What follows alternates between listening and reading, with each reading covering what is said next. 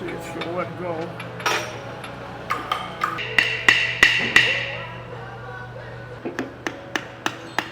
She goes. That's what I'm looking for. There we go.